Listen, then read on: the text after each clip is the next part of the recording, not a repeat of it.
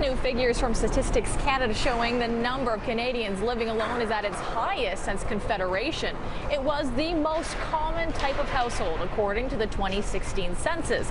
Solo dwellers making up 28% of all households in Canada.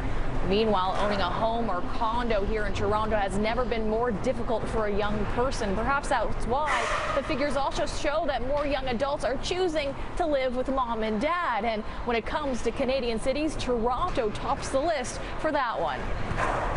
I have to stay with a family member now because, to be quite honest, being able to afford anywhere around here is just unfeasible and impossible nearly.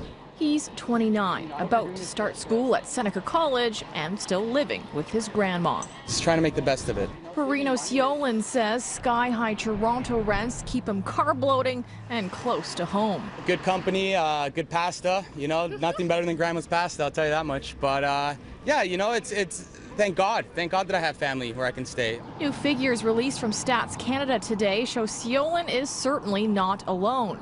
Toronto is the city with the most young people yet to leave the nest.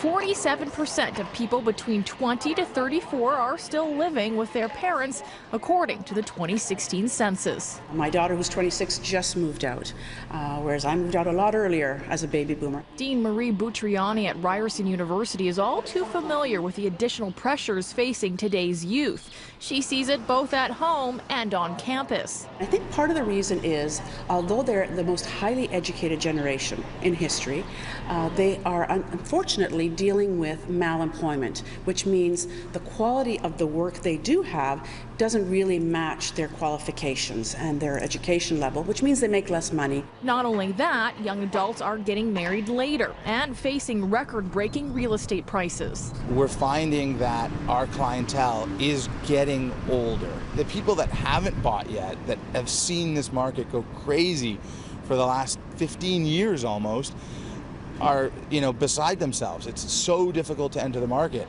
All this keeping kids closer to home, full of trepidation, yet at least with a full stomach. I dread to think about the people who don't have the family to stay at. And another key finding from the census, there has been a surge in multi-generational homes in the GTA. And here in Toronto, that accounts for 5.8% of all dwellings. That's the second highest in Canada. Now, if you want to really dive into the census findings, you can go to our website, citynews.ca.